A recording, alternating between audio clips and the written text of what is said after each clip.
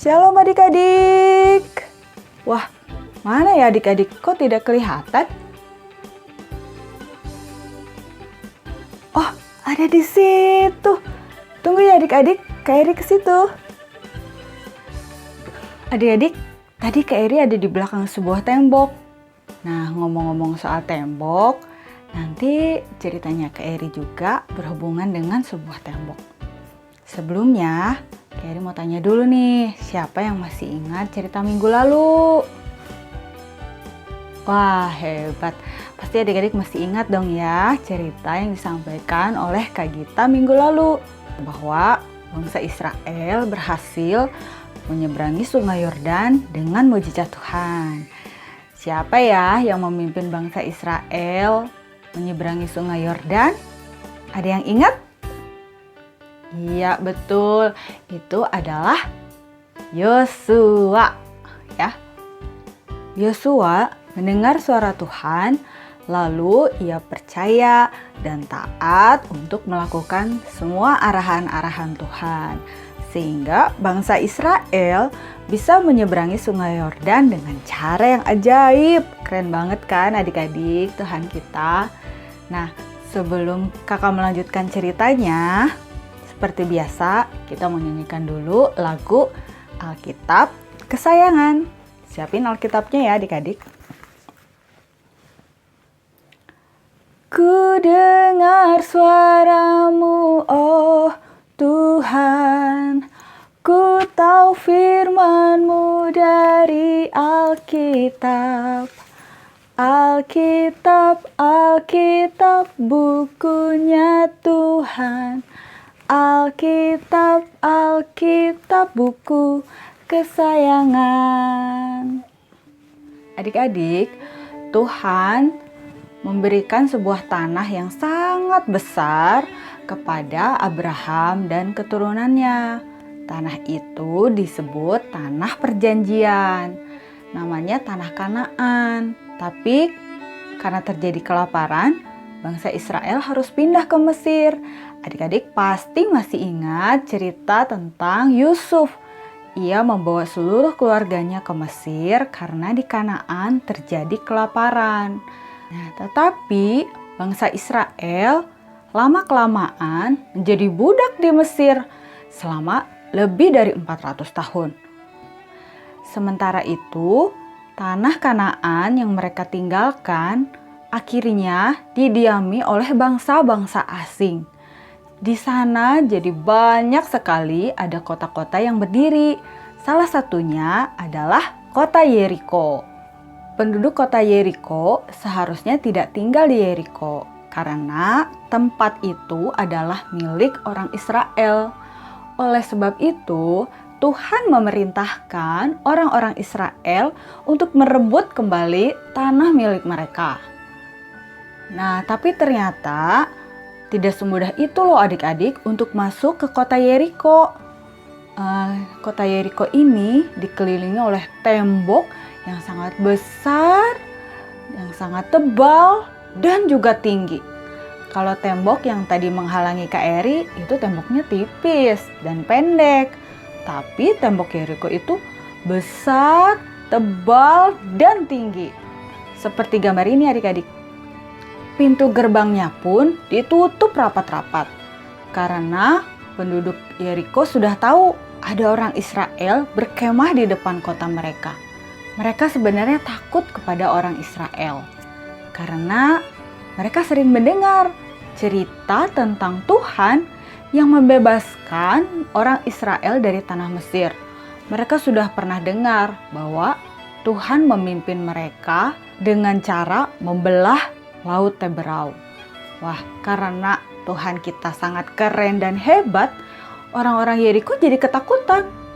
Oleh sebab itu, sewaktu orang-orang Yeriko tahu bahwa ada orang Israel, mereka menutup rapat-rapat gerbangnya.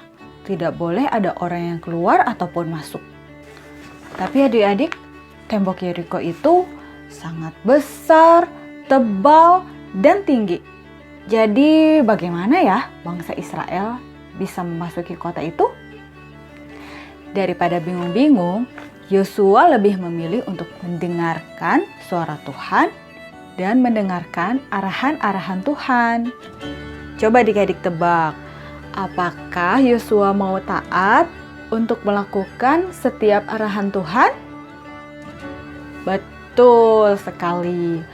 Yosua mau taat kepada Tuhan karena Yosua percaya kepadanya.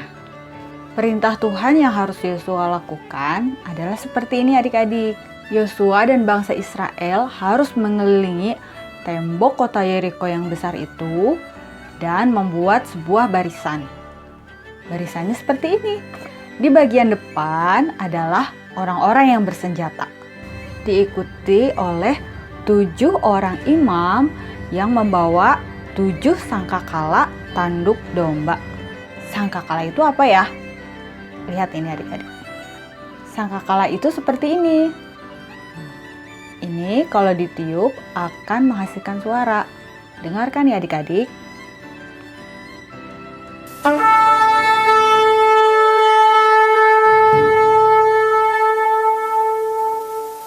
Kedengaran kan? Nah, sekali lagi ya.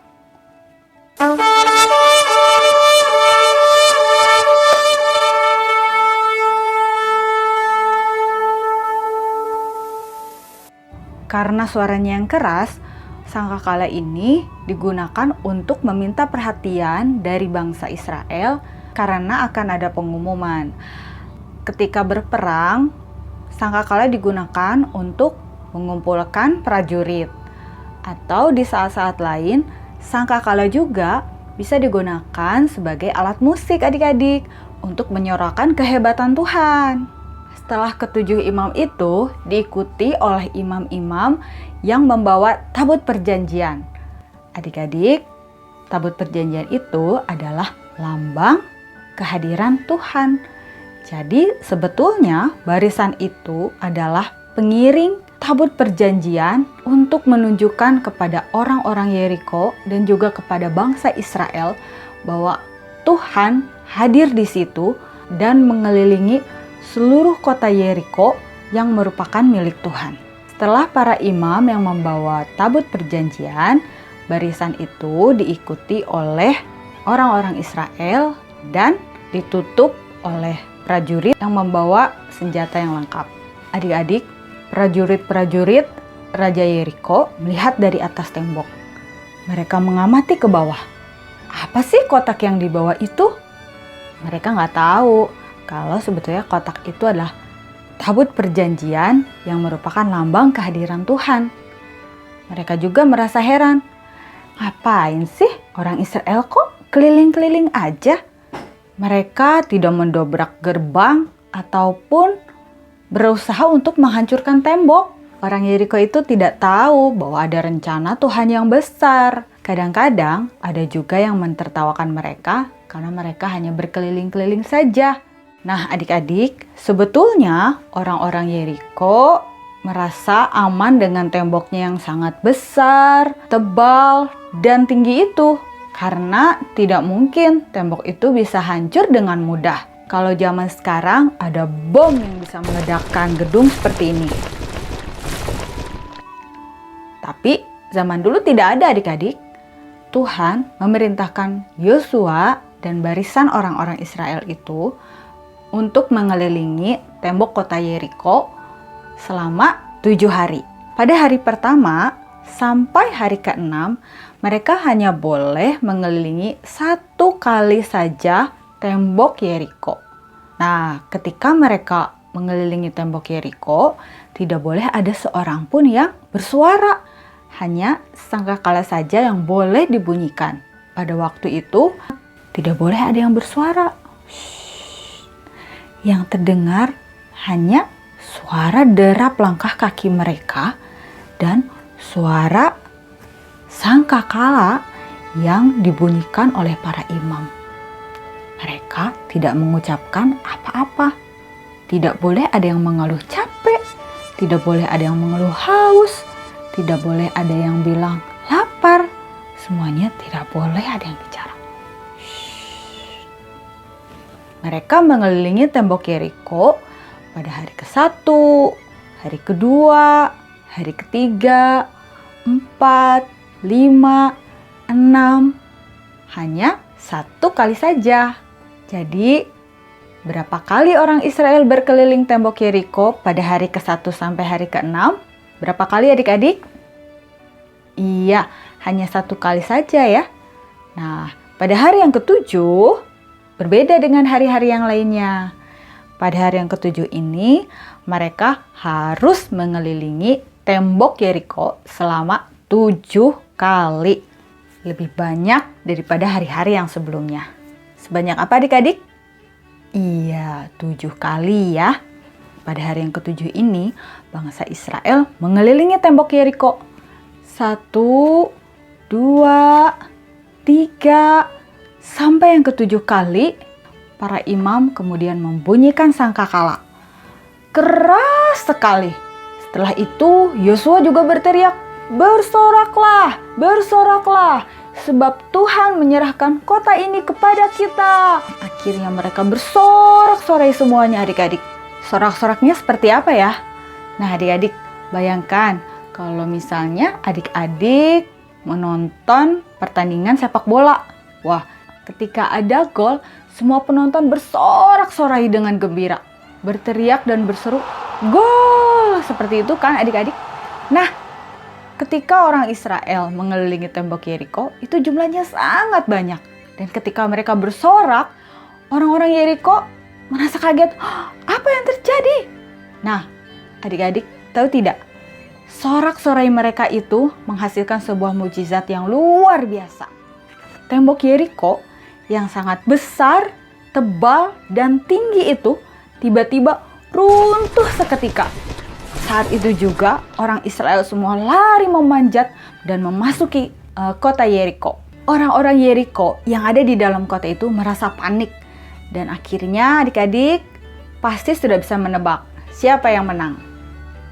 Iya, orang Israel menang adik-adik, berhasil merebut kembali kota Yeriko. Tepuk tangan adik-adik. Tuhan kita hebat sekali kan adik-adik? Padahal tembok kota Yeriko itu sangat besar, tebal, dan juga tinggi. Tapi bangsa Israel tidak menggunakan alat-alat untuk menghancurkannya. Mereka tidak menggunakan bom.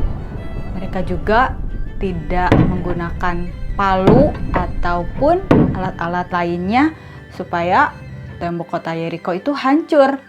Semuanya berawal dari Yosua yang mau mendengar suara Tuhan, percaya, dan setia untuk melakukan perintah Tuhan. Sebenarnya, bangsa Israel itu melakukan hal-hal yang aneh. Mereka hanya berkeliling-keliling, tapi Yosua tidak peduli apakah itu aneh atau tidak. Yang penting itu adalah suara Tuhan, ia mau melakukannya dengan setia. Yuk adik-adik, kita buka Alkitabnya ya. Untuk adik-adik yang belum bisa baca, minta tolong mama papanya untuk membacakan dari Yosua 6 ayat yang ke-27. Dan Tuhan menyertai Yosua dan terdengarlah kabar tentang dia di seluruh negeri itu. Nah adik-adik, sejak saat itu bangsa Israel mengalami kemenangan demi kemenangan melawan bangsa-bangsa lain yang tinggal di tanah Kanaan. Sehingga pada akhirnya tanah Kanaan itu berhasil direbut lagi oleh bangsa Israel. Tuhan kita sangat berkuasa. Tuhan itu bukan hanya berkuasa untuk memberikan kemenangan, untuk memberikan kesembuhan, ataupun berkat-berkat ya adik-adik. Tuhan juga berkuasa atas maut. Oleh sebab itu, Tuhan Yesus sesudah ia mati di kayu salib, ia bangkit dari kematian pada hari yang ketiga. Artinya, Tuhan lebih berkuasa atas maut dan atas kematian. Karena Tuhan berkuasa atas kematian, maka Tuhan bisa memberikan hidup yang kekal buat kita. Nah adik-adik, siapa yang mau percaya bahwa Tuhan Yesus sudah mati di kayu salib dan bangkit pada hari yang ketiga? Angkat tangannya. Puji Tuhan. Tuhan sangat senang kalau adik-adik percaya. Tuhan juga akan lebih senang lagi kalau adik-adik, mama, papa, dan saudara-saudara adik-adik percaya kepada Tuhan. Kakak dengan orang-orang yang ada di dalam rumah kakak pun percaya kepada Tuhan Yesus. Sebab Tuhan Yesus adalah Tuhan yang hebat dan berkuasa. Tidak ada yang seperti Tuhan Yesus adik-adik. Jadi kakak dan seisi rumah kakak akan menyembah Tuhan. Seperti ayat hafalan kita minggu ini. Yosua 24 ayat 15b. Tetapi aku dan seisi rumahku akan beribadah kepada Tuhan. Sekali lagi adik-adik, Yosua 24 ayat 15b. Tetapi aku dan seisi rumahku akan beribadah kepada Tuhan. Nah adik-adik, kakak sudah selesai menceritakan tentang kehebatan Tuhan. Tetap semangat ya beribadah. Untuk adik-adik semua yang sudah mendengarkan firman Tuhan, mari kita berdoa ya. Tuhan Yesus, terima kasih karena Engkau sangat hebat dan berkuasa. Tuhan, saya dan semua keluarga saya mau percaya dan setia dan mau selalu beribadah kepada Tuhan. Terima kasih Tuhan untuk kebaikan-Mu. Hanya dalam nama Yesus kami berdoa dan bersyukur. Amin.